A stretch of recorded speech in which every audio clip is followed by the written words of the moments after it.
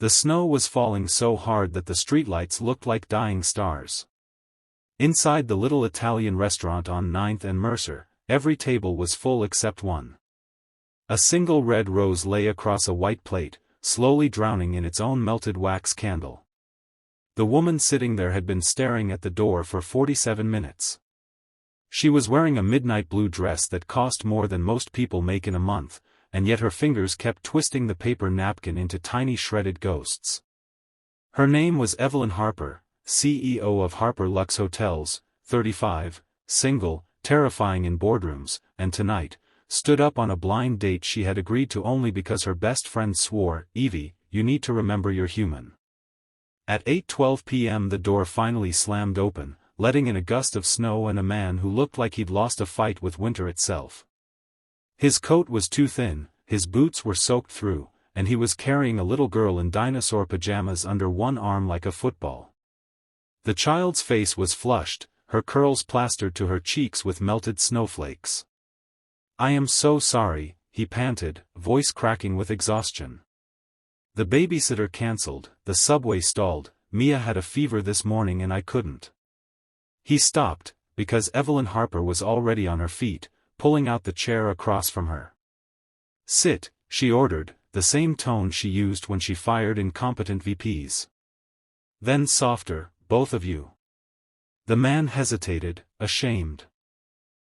Evelyn took the little girl from his arms without asking.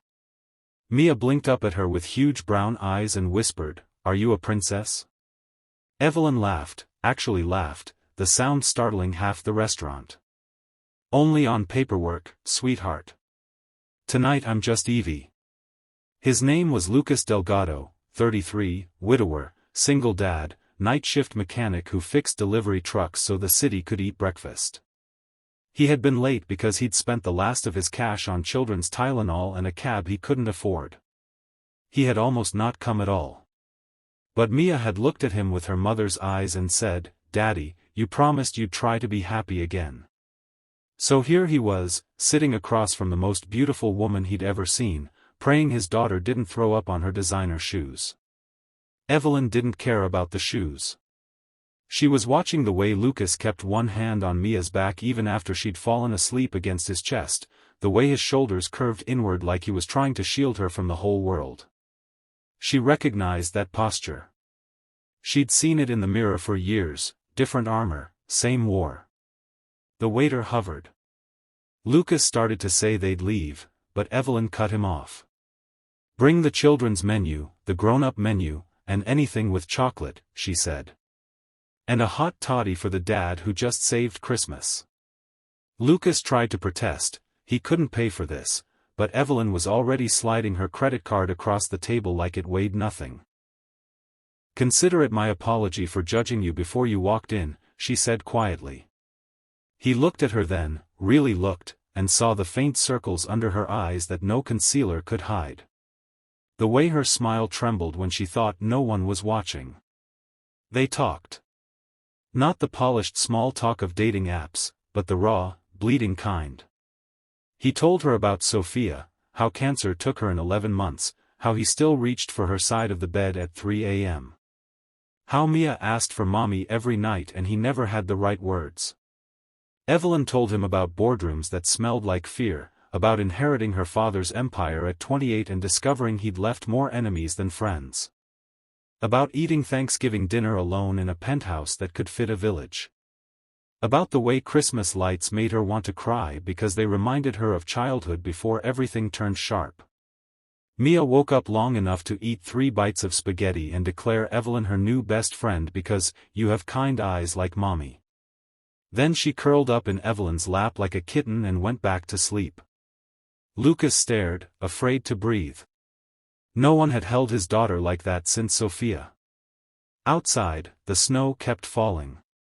Inside, the restaurant lights dimmed to a golden hush. The waiter stopped asking if they needed anything, he just refilled Lucas's coffee and slipped extra cookies onto Mia's plate. At 10:30 the place was supposed to close, but the owner, an old Italian man who'd lost his own wife young, locked the door and turned the sign to closed, then disappeared into the kitchen humming, "Oh Holy Night." Lucas's voice cracked. I should get her home. Evelyn's arms tightened around the sleeping child. It's Christmas Eve. The roads are ice. Stay. He shook his head. We don't belong in your world. She looked at him fiercely. Tonight there is no my world or your world. There's just this table. She paid the bill without letting him see the total. Then she did something that would end up on the front page of gossip sites the next morning. Evelyn Harper, Ice Queen CEO, carried a mechanic's daughter out into the snow, tucked her into the back seat of her chauffeured Bentley, and told James the driver to take them to the only place that felt right. Her penthouse. Lucas protested the whole elevator ride up 33 floors. Evelyn ignored him, kicking off her heels and padding barefoot across marble that cost more than his annual salary. She laid Mia in the guest room that had never once been used, pulled a cashmere blanket up to the child's chin, and left the door open a crack so the hallway light could spill in like a nightlight. When she came back, Lucas was standing in the living room staring at the Christmas tree that her decorator had installed, 40 feet of perfect blue spruce and crystal ornaments that probably required insurance. He looked small beneath it. Lost. I don't know how to do this, he whispered. Do what? Be near someone who, he gestured helplessly at the tree, the view of Manhattan glittering like a spilled jewelry box, at her. Who might want more than I can give. Evelyn walked straight to him, took the worn beanie from his head, and ran her fingers through his snow-damp hair. Lucas Delgado, she said, I spent 47 minutes tonight thinking I'd been stood up. Then you walked in carrying the most important thing in your universe, and you apologized for being late. You didn't floss your life story for sympathy. You didn't hide your daughter in the car. You showed up exactly as you are.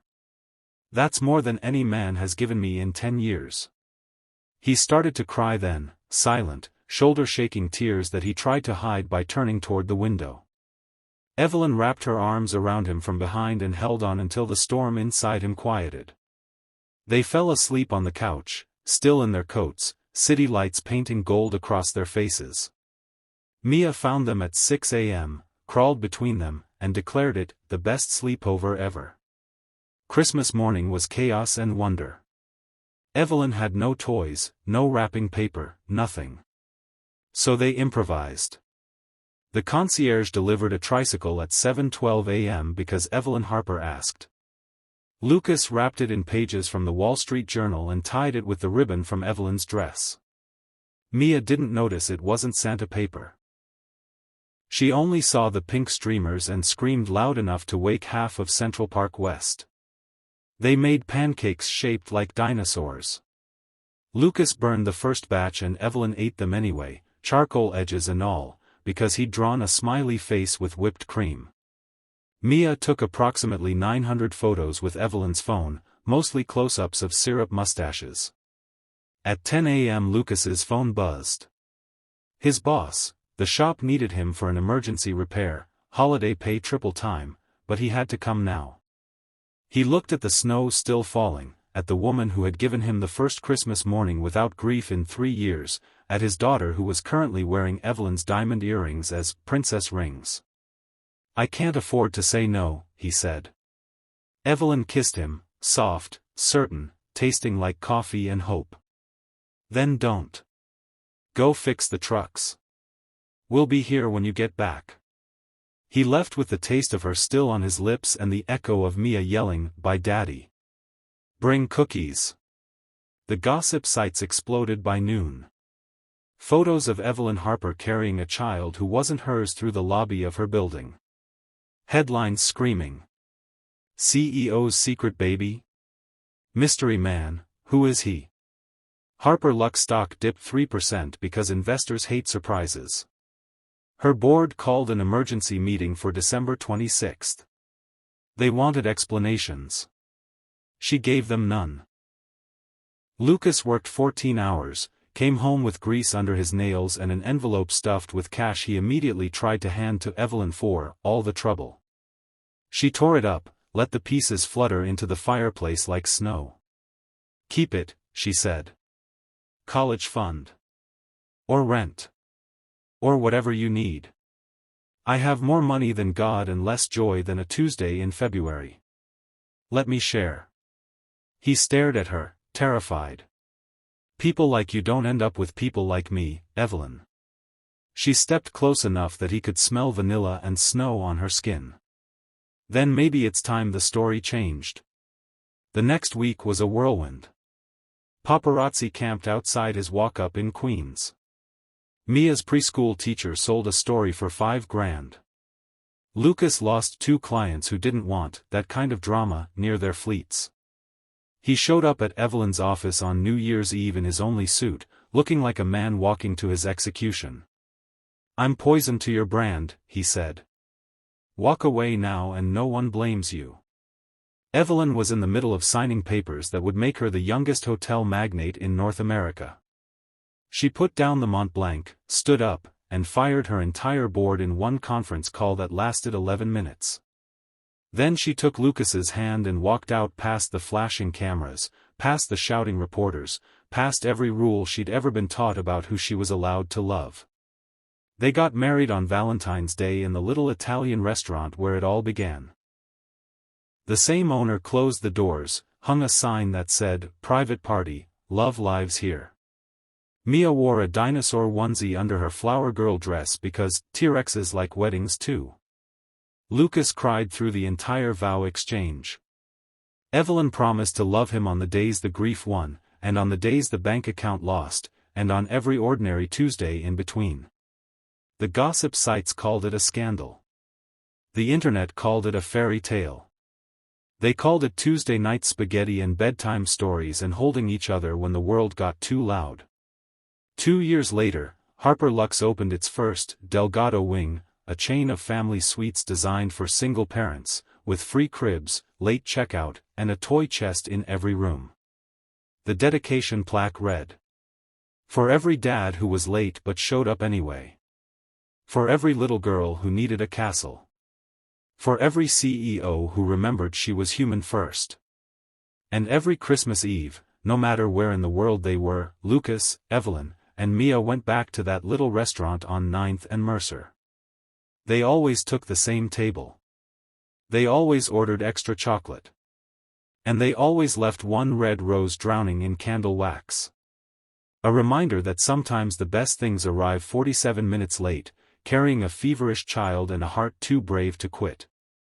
If this story made you cry, laugh, or believe in second chances even a little, hit that like button like it's the door Lucas walked through 2 years ago. Subscribe and ring the bell, because love doesn't always wear a suit. Sometimes it wears snow boots and dinosaur pajamas. And it's always, always worth the wait. Merry Christmas, beautiful humans. See you in the next love story.